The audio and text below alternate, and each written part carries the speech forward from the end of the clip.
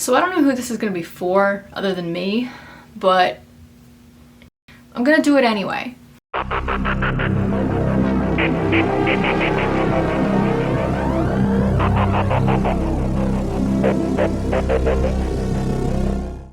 Welcome to Hallmark and Horror, a show where I choose a double feature. One Hallmark, one horror, and take a look into the overlap of these films and what makes the genres work together. My name is Sarah, I'm your host, and let's get right into it. To kick things off, we're going to talk about the pair of films that inspired this idea to begin with. Today's double feature is Flip That Romance and Girl on the Third Floor. No, we're not starting with a Hallmark Christmas movie. Yes, Hallmark movies can be about things other than Christmas. And also, we're not here to just solely rip on Hallmark, it's low-hanging fruit. We're here to gain an appreciation for the genre. Be cool. Come on. Nice. Flip That Romance premiered on Hallmark in the spring of 2019 and stars Julie Gonzalo and Tyler Hynes. Rival house flippers Jules Briggs and Lance Waddell renovate dual sides of a duplex and rekindle an old romance. Our main character Jules is a florist hoping to break into flipping houses full time, though she's only worked on one flip before and it went very poorly. Poorly enough to deem it the flip we do not mention. She goes to an auction to bid on her next project, one half of a duplex on Holland Avenue. No inspections are allowed on the property, strangely, but that doesn't stop Jules from allotting $127,000 for it. But nothing more or she'll tap into her personal savings. And that's just apparently her renovation budget. In typical Hallmark fashion, Jules literally runs into her ex Lance first thing at the auction house. He's just returned from Portland to help with his father's business, and what do you know? He's interested in the duplex too. During the auction, we start to see some good banter between the two, some good one-liners to establish that they're not on good terms. Come on. How deep are those pockets? 85. Deep enough. You just worry about your own pockets. And remember how we established that Jules cannot spend more than $127,000 on this? Yeah, well, she bids $143,000 because she just has to beat Lance. So much for her personal savings. And also, that was just her renovation budget money that she spent. There was never any discussion of the price of the property. So I guess now she has no money for renovations? We start to learn a little bit more about Lance and their history. Lance is a contractor, and both he and his father are clearly still affected by the loss of Lance's mother 3 years ago. Lance and Jules used to be partners both romantically and professionally. They broke up 2 years ago after the flip we do not mention. They'd worked on it together. It was a first-time flip for both. Lance blamed Jules when things went wrong, but then he went and made a big decision without telling her. From everything we've heard about this incident, this big decision must have been pretty bad, right? Hopefully they won't make us wait too long to find out what it was. So it's time for Jules to start demo, and the other half of the duplex is simultaneously under construction. So of course they wonder, who owns it? And then in true Jack Torrance style, Lance bursts through the wall. He owns the other half. And that's why he wanted this half too. Logically. They argue some more, he's smug and she's passive aggressive, and then in the literal next scene, she brings him a coffee just how he likes it, as if they're friendly. And then finally, after all this waiting, we find out what really happened with the flip we do not mention. It was a closet. The master bedroom closet got removed, which knocked $10,000 off the selling price. To be fair, that is a lot, and it should have been a mutually made decision. But that's what they broke up about.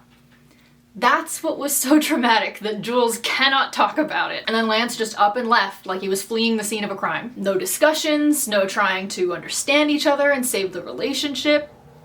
Nothing. They argue some more and both express that they plan on being finished with renovations in 8 weeks. I watch a lot of home renovation shows, and I'm certainly no expert, but 8 weeks seems a little short, but what do I know? Because they're rivals, they decide to make it a contest to see whose side sells for a higher price. Just a little friendly competition. At this point in the film, they are snipping at each other with every sentence, and I gotta give it to them, it really seems like they hate each other, which makes it really funny to know that the actress who plays Jules said that one of the things that drew her to this film was their chemistry. What I love about the script and the characters is the chemistry between Lance and Jules. And even though they hate each other and are now competing against each other, they still do so many things together.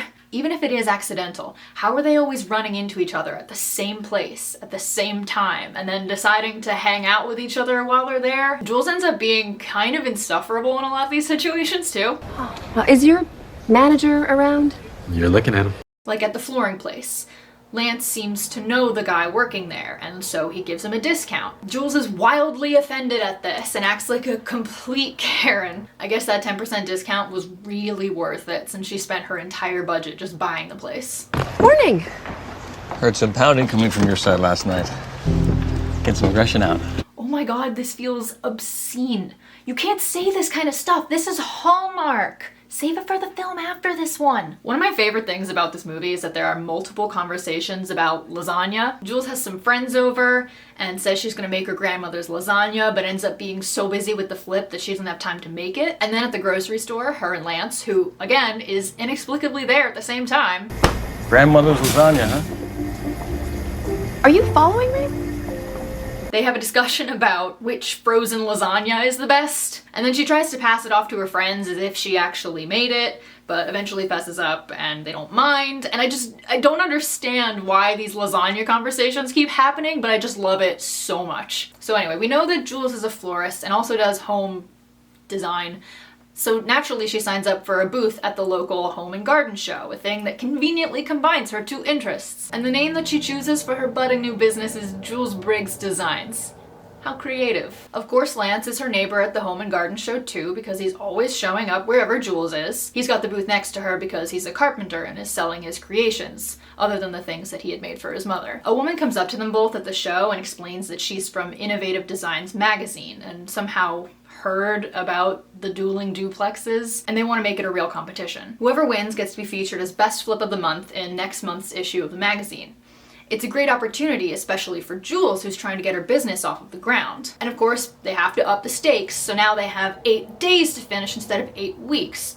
It's literally impossible, but whatever. Jules and Lance have to start teaming up on some things just to get things done in time, and because they share some spaces, such as the exterior. Their arguing turns more flirtatious as they spend more time with each other. Upping the competition seems to generate more publicity, causing Lance's ex from Portland to show up. She's a landscape architect who just decided she needs to help out when she heard about the contest. This immediately makes Jules very uncomfortable.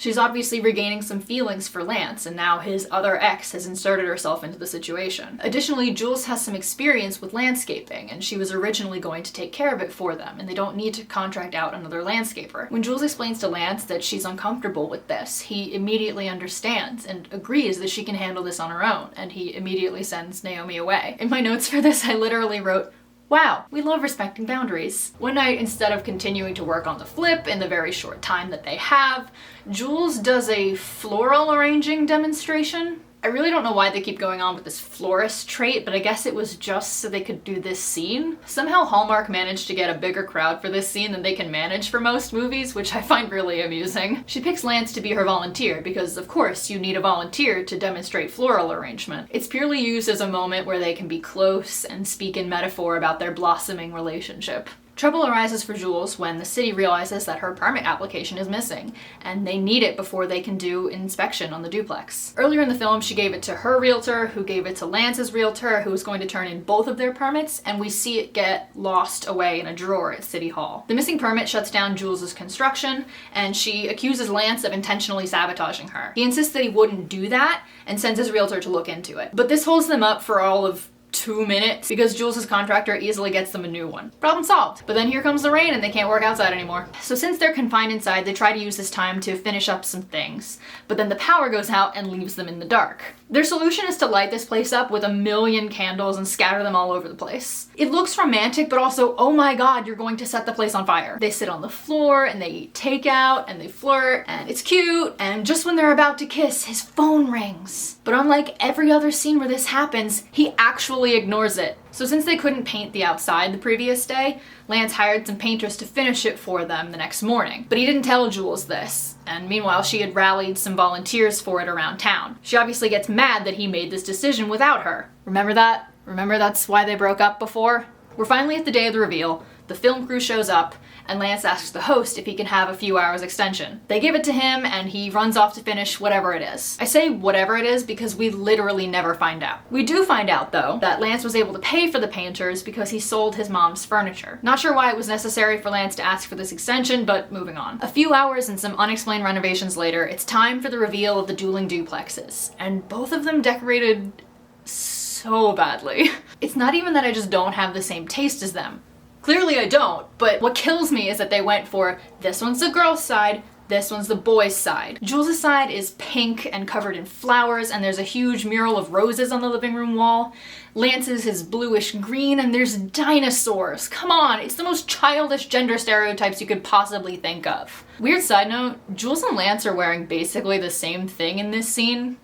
Don't know if I should read into that or not. Anyway, everyone votes and Jules and Lance vote for each other, aw. And then it's finally time to announce the winner. By a slim 9-vote margin, the winner is Jules. She gets to be featured in Innovative Designs magazine. Lance congratulates her and she makes him promise that they'll tell each other everything from now on. He confesses that he could have outbid her on the duplex from the get-go, but he could tell how much she wanted it, and he also just wanted her around. She acknowledges how he sold his mom's pieces, and he thanks her for believing in him. We see the duplexes both get sold, and the two of them are going to work on their next flip together. This is a pretty cute film. It's got all the Hallmark charm with a unique plot and decent character development, but we'll talk about it more later because this is a double feature and we've got to move on to the next film. Girl on the Third Floor is a 2019 horror film starring CM Punk that I regret missing at the Popcorn Frights Film Festival. A man tries to renovate a dilapidated house for his growing family, only to learn that the house has other plans. Our main character this time is Don Koch. My god, does he look and sound exactly like Bruce Campbell. He's fixing up an old house for his wife, their unborn child, and dog to move into. He goes out to the house alone, with the plan being for his wife Liz to come out when it's finished. Who paints a room pink? What a great question, Don. Perhaps Jules could answer that one for you. In the early days of renovation, a neighbor who introduces herself as a pastor comes over and offers to talk religion with Don if he ever wants to learn. He turns her down. We actually see Don doing the work of renovating the house here, unlike in Flip That Romance, where they're almost always polished and wearing completely inappropriate clothing, and it's not really all that believable that they're actually doing the labor. The pink wall Don complained about earlier has a weird gunk-covered hole, and he just covers it up. Visual metaphor.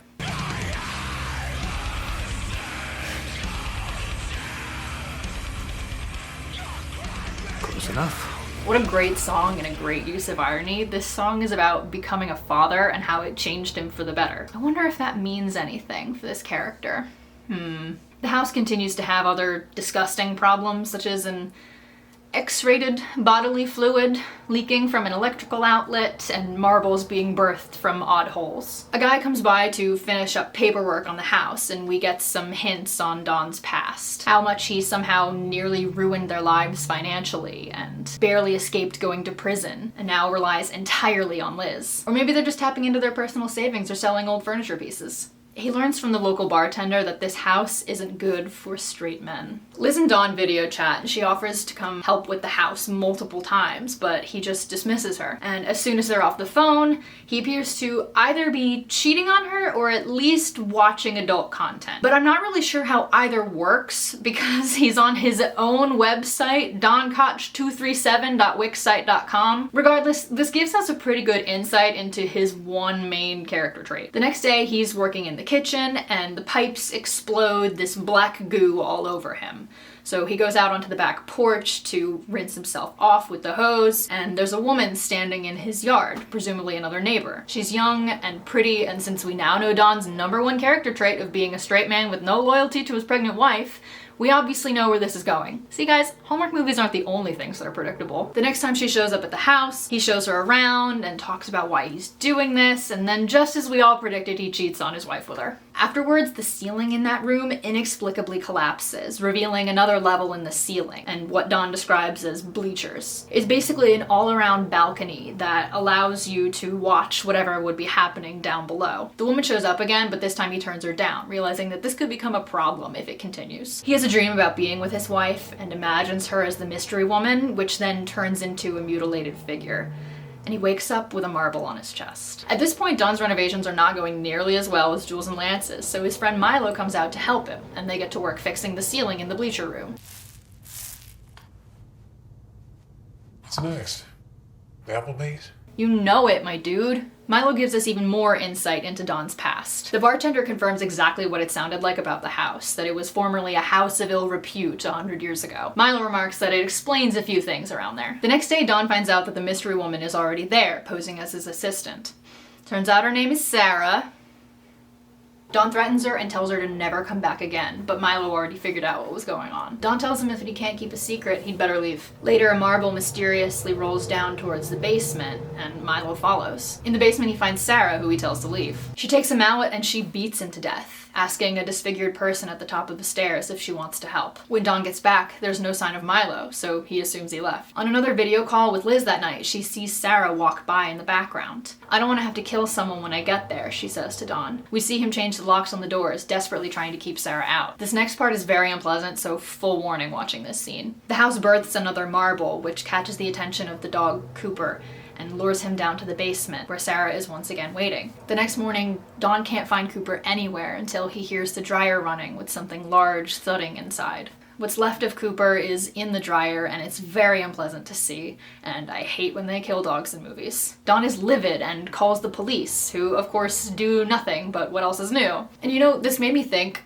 there are a lot of subgenres of Hallmark movies. I could and probably will do a whole video about that, but at least there's no Hallmark subgenre of cop films. We really lucked out on that one. The house continues to ooze more bodily fluids, and later that night, Sarah shows up again. "I hate what you've done with the place," she tells Dawn, before he hits her on the back of the head, killing her, or so he thinks. He cleans up and buries the body in the basement just in time to get a call from Liz. She says Milo contacted her and said she needed to know something. When he gets back to the basement, Sarah's body is gone. A disembodied laugh leads him up to the 3rd floor, where he breaks down a wall and finds a hidden room. On the walls are drawings seemingly done by a child, always featuring a man with a bird's head. In the main part of the house, Dawn starts breaking down the walls, revealing moving organs beneath the drywall. As he breaks the wall, other parts of the house break, and more bodily fluids are spread and more marbles are released until he eventually finds Milo's head. The disfigured girl then comes out of a drawer and sends marbles over to Dawn, which embed into his skin. He cuts himself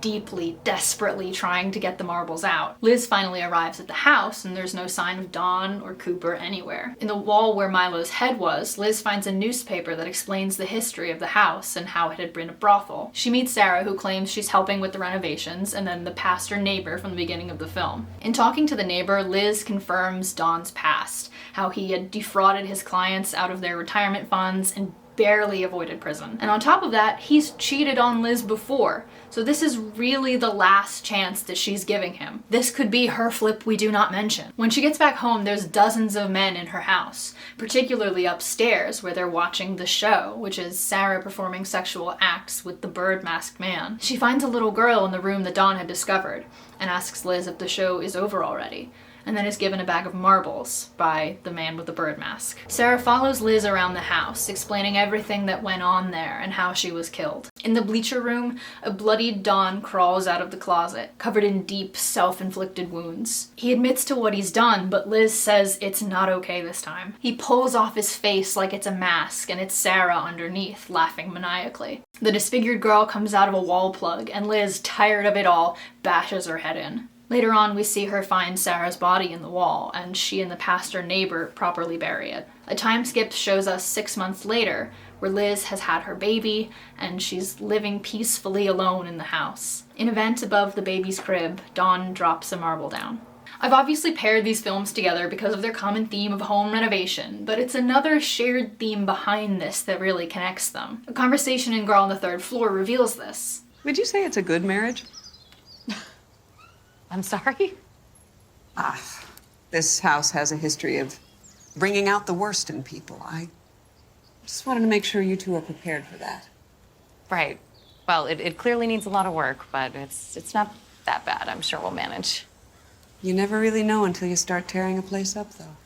Both films share an experience of trying to trust your partner again after a major betrayal. Liz's statement here serves as double meaning. When she says, it clearly needs a lot of work, she's answering both about the home and the state of her relationship. And in each film, the couples work through the process of restoring their relationships as they physically work to restore a home. Lance made a big decision without Jules, and Dawn cheated on Liz multiple times. Yes, Lance's indiscretion was less reprehensible than Dawn's, but beyond that, Lance was willing to better himself where Dawn wasn't. When Jules makes it clear to Lance that Naomi's involvement in the flip makes her uncomfortable, that's the end of the discussion. Nothing else needed to be said, and Lance was willing to ask her to leave, to prove to Jules that he respected her. Don, on the other hand, continues to make the same mistakes he's made, all the while pretending he's become a better person. All men really love is the power you give them, Sarah says in Girl on the Third Floor.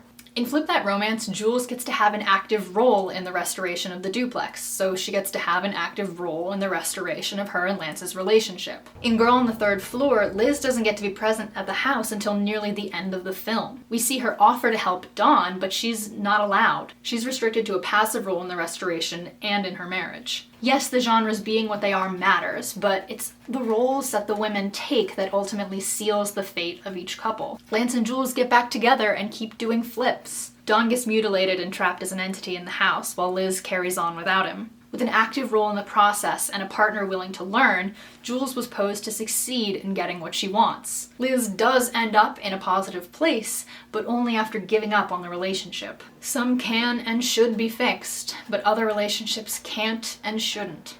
The best way to find out, it seems, is to renovate a house. If you made it this far, thank you so much for watching.